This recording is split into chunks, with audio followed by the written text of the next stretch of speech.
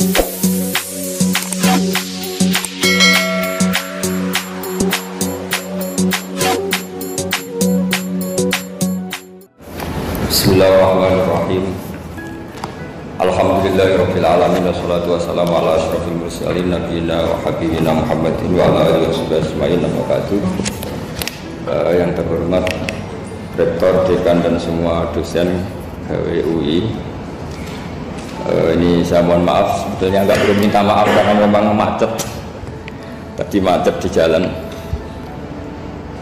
Saya mau membaca bab tentang faslun fi nafil ibad bi kullil bilad. Bab seharusnya seseorang memberi manfaat kapanpun dia berada, dimanapun dia berada. Jadi kapanpun dan dimanapun dia berada. Qala Allah Ta'ala wa ja'alani mubarakan aynama kuntu. Ayna fi an ibadihi aynama kunna. Di sini diterangkan an-naf'u naf'ani, naf'un fil adyan wa naf'un fil abdan. Wal barokah kasratul khairi wa ziyadatu. Fa'athna wa ala Isa bi kaunihi ja'alahu nafi'an lil ibadi aina makana wa haitsu kana. Jadi yang perlu saya terangkan, di antara sifat dasar orang-orang baik adalah di mana saja, kapan saja itu memberi manfaat, termasuk tentu saat paling sulit. Jadi Nabi Isa menceritakan dirinya itu wa ja'alani mubarakan aynama kuntu, saya ditakdir Allah berada di mana saja memberi berkah, memberi kemanfaatan bagi orang lain. Ada beberapa cerita tentang Nabi Isa, jadi perlu diketahui ada 3 nabi yang seperiode. Satu Ibrahim dan Nabi Lut. Ibrahim itu sama Nabi Lut itu pernah paman. Kedua Nabi Musa dan Harun. Sebenarnya yang jadi nabi itu Nabi Musa, tapi Nabi Musa karena alsak, lisannya tidak jelas, minta Nabi Harun, ya tentu minta kepada Allah supaya Nabi Harun jadikan nabi. Terus ketiga Nabi Isa dan Yahya. Yahya bin Zakaria, terus Isa ini pernah keponakan Zakaria. Kira-kira kalau di Jawa ya misanan antara Yahya dan Jawa Isa. Jadi ada 3 nabi yang seperiode. Tapi yang paling berkompeten, yang sederajat kira-kira seperti itu hanya Isa dan Yahya. Karena Nabi Lut dan Nabi Ibrahim itu beda level. Karena Lut ini pernah keponakan, jadi hubungannya kira-kira yang murid dan guru. Terus Musa dan Harun itu juga nggak level, karena Nabi Harun ini jadinya nabi itu atas permohonan Nabi Musa, sehingga meskipun Harun itu kakaknya tapi nggak berani bantah.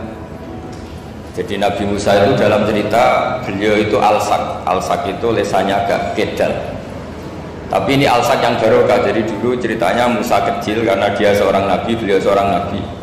Itu kalau melihat Fir'aun itu mantelnya bukan main, padahal kecilnya dirawat Fir'aun.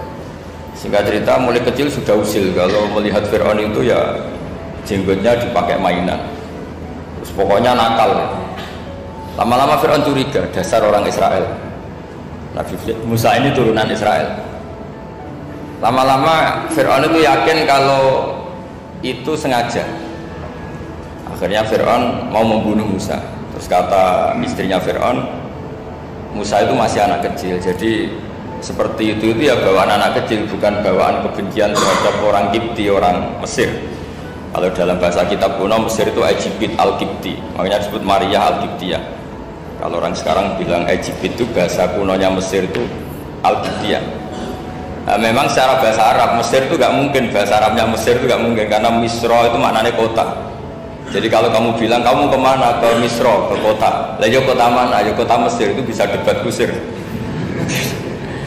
Jadi ya kayak kita lah, kita sekolah di mana, di madrasah. Madrasah terjemahnya apa? Sekolah. Nah, kemudian oleh istrinya Fir'aun ya gini saja, buktikan kalau Musa itu masih anak kecil. Masyhur itu dalam cerita, dikasih bara api sama apel. Sebenarnya Musa kecil ini sudah pinter mau milih apel. Sama malaikat Jibril diarahkan tangannya itu ngambil apa? bara api terus dikunyah. Itu yang menyebabkan lisannya Musa itu alsak, agak pelak. Nah ketika jadi Rasul itu akan repot karena nanti harus pakai penerjemah. Jadi seorang Rasul tapi lisannya tidak apa? Cakap. Akhirnya Nabi Musa realistis ngendikan ketika diutus, wa akhi Harun wa afsahu minni lisanan fa arsilhu ma'yarid ayyusaddiquni inni akhafu ayyukadzibun. Ya Allah, saudara saya Harun itu lisannya lebih fasih. Tolong jadikan dia Rasul sebagai penguat saya. Akhirnya Allah mengabulkan doanya Nabi Musa, kemudian Harun dijadikan sebagai apa? Rasul. Sehingga meskipun satu angkatan, Harun dan Musa ini enggak level. Artinya enggak level itu ya Harun yang takut Musa. Terus ketiga ini Nabi Yahya dan Nabi Isa. Ini umurnya ya seangkatan, kecerdasannya, jadi nabinya sama-sama mulai kecil.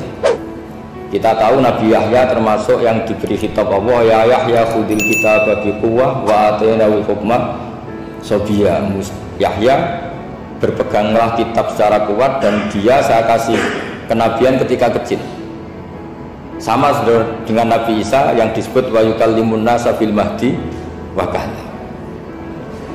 Sehingga karena selevel, dua nabi ini menjadi figur besar dalam manhaj, dalam metode dakwah.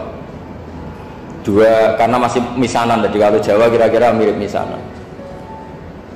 Dua nabi ini kalau memilih satu kampung, itu kalau Nabi Yahya itu milih kalau singgah di satu kampung, Nabi Yahya mesti tanya, orang sini yang paling soleh siapa, yang paling baik siapa.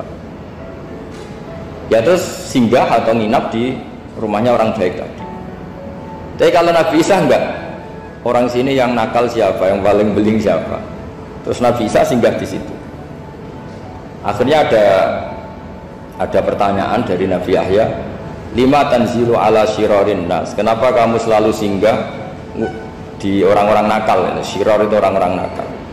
Masyhur itu Nabi Isa menjawab, ana tabibun udawil mardo. Di mana-mana Nabi itu ibarat seorang dokter, kerjaannya tentu menyembuhkan orang-orang yang apa? Sakit.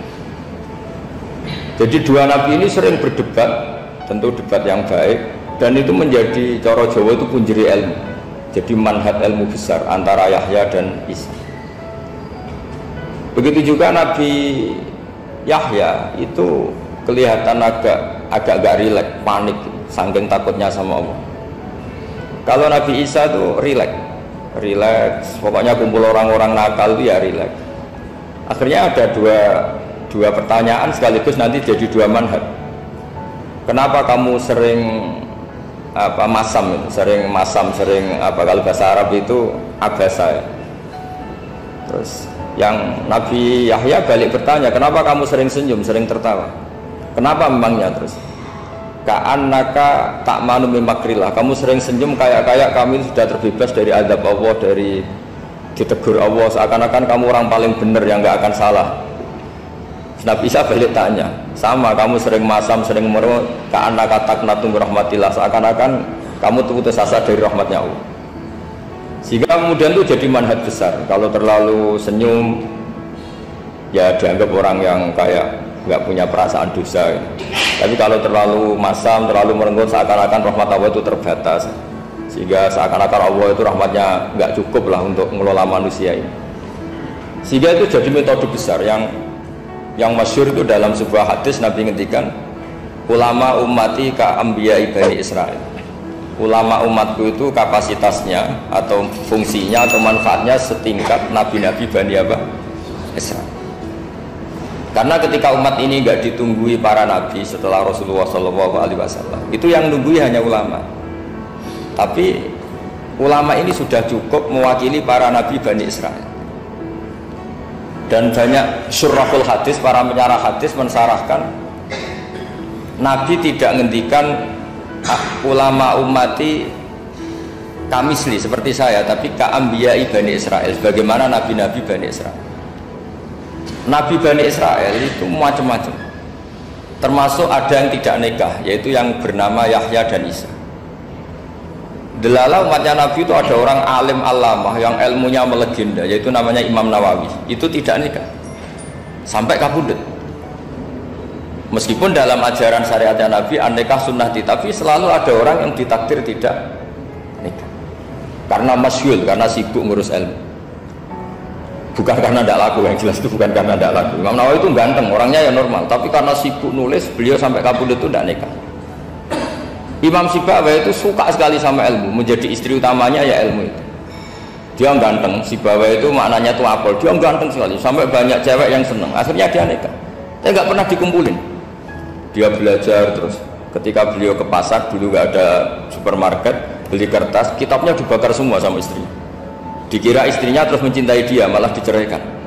Itu siapa? Imam Sibawayh. Terus ada umatnya Nabi yang paling unik di dunia, mungkin Pak dosen, saya kiai pun nggak bisa niru. Tuh ada orang tuh ganteng sekali, istrinya cantik sekali. Itu tahu-tahu sudah 10 tahun tidak pernah hubungan suami istri. Karena ketika si suami itu tahu istrinya cantik, itu langsung sholat sujud syukur, sholat terus, saking senengnya punya istri cantik. Yang istrinya cantik juga solihah, tahu suaminya ganteng ya terus sholat terus syukur. Itu sampai berhari, sampai bertahun-tahun. Terus ketika ketemu cocokan, dek kita sudah nikah berapa? Terus dilihat kayaknya sudah 10 tahun, tapi tidak pernah hubungan. Oh itu nggak kebayang, itu ganteng sama cantik. Kalau jelek sama jelek itu mungkin. Yang satu bilang naudzubillah, satu itu kan nunggu rafa saja. Ini nggak ganteng sama cantik. Ya, kira demikian. Assalamualaikum warahmatullahi wabarakatuh.